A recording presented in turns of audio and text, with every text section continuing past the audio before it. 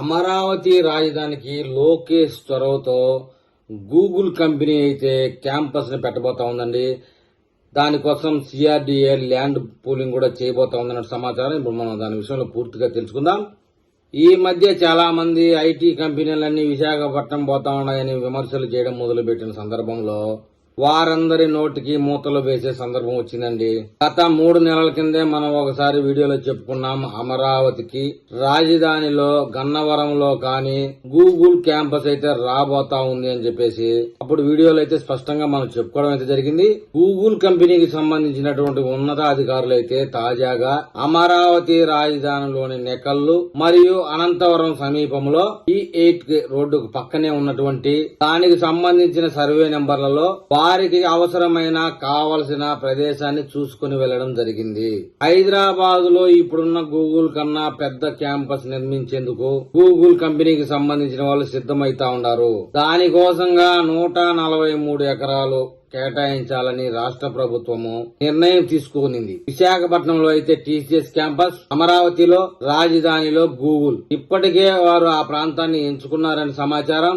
నెకల్లు, అనంతవరం దానికి దగ్గరగా ఉన్నటువంటి సమీపంలోని ప్రాంతానికైతే వాళ్ళు ముఖ్యంగా ప్రిఫరెన్స్ చేయడం అయితే జరిగింది. రాబోయే అంతర్జాతీయ విమానాశ్రయానికి అయితే మరియు అమరావతి రైల్వే స్టేషన్ కి దగ్గరగా ఉంటుందని మొన్న మనం ఒక వీడియోలో చెప్పుకున్నట్లుగా రాబోయే 6 బస్టాండ్లలో ఒక పెద్ద బస్టాండ్ కూడా ఆ సమీపంలోనే రాబోతా ఉందని, బస్టాండ్, రైల్వే స్టేషన్, విమానాశ్రయానికి అతి దగ్గరగా రవాణా సదుపాయానికి బస్సులో వచ్చేవాళ్లు గాని, ట్రైన్ లో వచ్చేవాళ్లు గాని, విమానాల్లో వచ్చేవాళ్లు గాని అందరికీ అందుబాటులో ఉండే విధంగా సంస్థ ప్రతినిధులు నిర్ధారించడం అయితే జరిగింది. 30 రోజుల్లో అంటే రాబోయే 1 నెల రోజుల్లోనే శంకుస్థాపన కోసం ప్రయత్నాలు చేస్తా ఉన్నారు. దీనికోసంగా దాదాపు 1500 కోట్ల రూపాయల పెట్టుబడి పెట్టడానికి గూగుల్ సంస్థ సిద్ధమైతా ఉంది. గూగుల్ ఆఫీసు గాని రెడీ అయిందంటే ఒక్కసారి అక్కడ దాదాపుగా 30,000 మందికి ఎంప్లాయీ జనరేషన్ కి క్లియర్ అయినట్టే.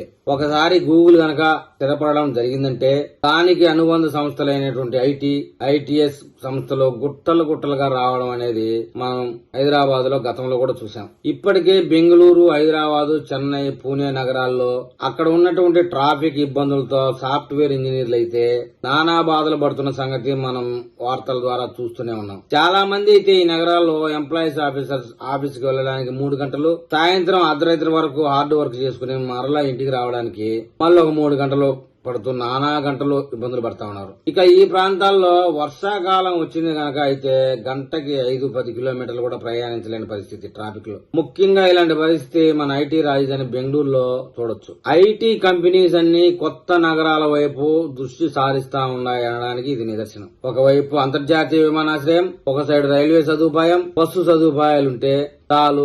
మా కంపెనీల్లో వర్క్ చేసే వాళ్ళకి ప్రయాణ స్ట్రెస్ లేకుండా ఉంటే మేము కంపెనీ పెట్టడానికి సిద్ధం అనేటటువంటి అభిప్రాయాన్ని వెలిపించినట్టుగా చెప్తా ఉన్నారు. వారికి కావలసిన క్యాంపస్ నిర్మించుకుంటే వర్క్ చేసుకోవడానికి 10 నిమిషాలు 15 నిమిషాల్లో ఆఫీస్ కు వెళ్లగలిగే పరిస్థితిలో గూగుల్ క్యాంపస్ సంస్థ అయితే త్వరలోనే శంకుస్థాపనకి సిద్ధం అవబోతా ఉంది. ఒకసారి గనక గూగుల్ క్యాంపస్ అమరావతిలో మొదలైతే దానికి సంబంధించి అనుబంధంగా నూతనంగా విస్తరించబోయే రాజధానిలో ఐటీ వ్యాలీ క్రియేట్ కాబోతోంది.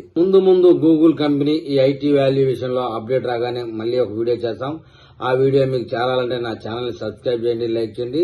మీరు నాకు ఏదైనా తెలపాలనుకుంటే కామెంట్ రూపంలో తెలపండి.